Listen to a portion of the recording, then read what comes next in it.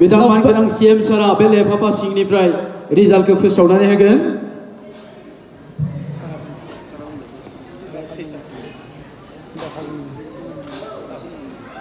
Best feature film दखना जोमै दाखा जोमै and produced by Two Brothers Entertainment. I would like to request the team Dakha Zamai, please come up. Producer, please come up on the dais. गोजोन्थों जोंहा टिकेन्द्रजित नार्जारी बे एवार्डनि थाखाय बिथांनि नखरनि सोद्रोमाखौ लेंहरदों टिकेन्द्रजित नार्जारीनि नखरनि सोद्रोमाखौ जों बेवहाय लेंहरनाय जादों सफैखादों नखरनि सोद्रोमाखौ फैनो थाखाय खावलायहरबाय The award carries check of rupees 1 lakh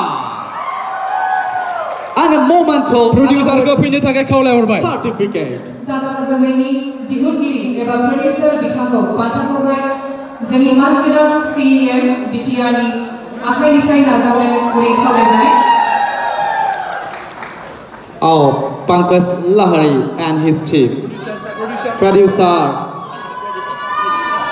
Put your hands together, ladies and gentlemen, for the best Bodo film, Dakha Zamai.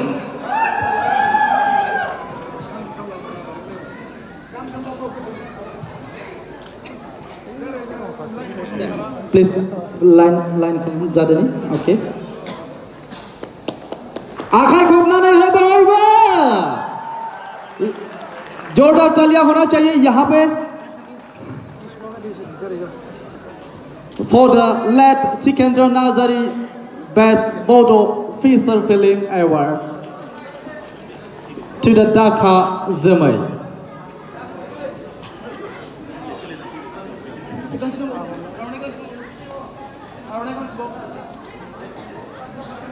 बिथांमोना गासै साबा producer team Pankaj Lahari Amit Lahary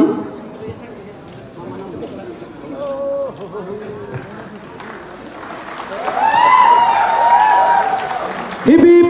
hurray hip hip hurray देग्लाय बाथि जि फिल्म एवार्ड बेवहाय बिलाइनाय हाबाफारि लादों बङाइगाव रिफाइनारिनि अडिटोरियामाव बेयाव बाहागो लानानै जोबोद गोजोननाय मोनदों गमामायैनो जोंनि सावथुन मुलुगा एबा बर' माहारिनि जि सावथुन बरननाय जि जोंनि हाबाफारि बेयो जोबोद जौगाबाय जाय बिथांमोना बेवहाय नांथाबनानै दङ बिथांमोननो आङो रोजा रोजा साबायखर बावदों मानोना मोनसे हारि जौगानायनि जि सिनायथि बेवहाय गुबुन गुबुन बिथिंफोरखौ नायनानै जायो आरो दायो मुलुगाव जि डिजिटेल आरो टेक्न'लजिनि जि जुग बेवहाय जोबोद मोजां मोजां फिल्म गुबुन गुबुन माहारिफ्रा बरननो हमदों दा बेबायदि समाव जोंनि माखासे फावखुंगुर प्रडिउसार बिथांमोनाबो फासयनानै थायाखै जोङो दायो जेखौ नुनो मोनबाय जोबोद क्वालिटिनि फिल्मखौ बर' रावजोंबो बरननो हाबाय दा बिनि थाखायनो आङो जाय बिथांमोना फिल्म बरननाय हाबाफारियाव बाहागो लादों एबा बेखौ मावगासिनो दङ बिथांमोननो आं साबायखर बावो आरो देग्लाय गिबि खेबाव बिथांमोना साब्रै गेदेमानि मुङाव जाय बिथांमोना बर' फिल्मनि मुलुगाव गोबां बिहोमा होलांबाय बिथांनि मुङाव एवार्ड होदों आरो बे एवार्डआव माखासे best actor male best actor female best producer आरो बेस्ट फिल्म बिथांमोना एवार्ड होदों बियो जोबोद मोजां जादों मानोना अब्लासो फैबाय थानाय जिखिनि जोंनि जेनेरेसन बिथांमोना आरो थुलुंगाखांनाय मोनगोन फिल्मनि गेजेरजों मोनसे हारिनि हारिमुखौ मुलुगनि मानसिफोरनो दिन्थिनो हानायजों लोगोसे बे हारिनि माखासे समाजारि फोसाबनाय हाबाफारियावबो गोबांखिनि बिहोमा होनो हायो दा जोंनि जिखिनि फिल्म बरननाय बेवहाय डकुमेन्टारि फिल्म क्रिएटिभ फिल्म हिस्ट्रिनि फिल्म बेफोरबायदि गोबां फिल्म नांगौ जादों आथिखालनि मुगानि खावलायनाय बायदियै जोंनि फिल्म जायफ्रा बरनदों जायफ्रा दिनै प्रडिउस खालामगासिनो दङ बिथांमोना माखासे फिल्मखौ बरनदों जायनिखि मडार्न माखासे थासारिजों गोरोबनाय आरो माखासेया नाजादों कि जोंनि हारिनि माखासे जेंनाफोरखौ बिथांमोना बेवहाय फिल्मनि गेजेरजों मुलुगनि मानसिफोरखौ दिन्थिनो दा बे गासैबो ट्रेन्डआ जोबोद पजिटिभ होननानै आं सानो उननि समाव बियो आरोबाव गोख्रोङै बिथांमोना मावनो नाजाथों बेखौनो नोजोर होनानै बिटिआर गभर्नमेन्टनिफ्राय फैगौ बोसोराव बे फिल्म एवार्ड खुंनाय सेरेमनिखौ जोङो दिल्लीयाव खुंनो थाखाय बिथांमोननो प्रप'ज होदों आरो बेवहाय बिटिआर गभर्नमेन्टनिफ्राय 1 करोड़ रां होगोन होननानै जों बुंदों बेयो हयथ' 1 करोड़ जायाबो जानो हानाय बे एसे बाराबो नांनो हानाय एसे खमबो नांनो हानाय बेखौ जोङो बे आफादजों सावरायनानै थिग खालामगोन नाथाय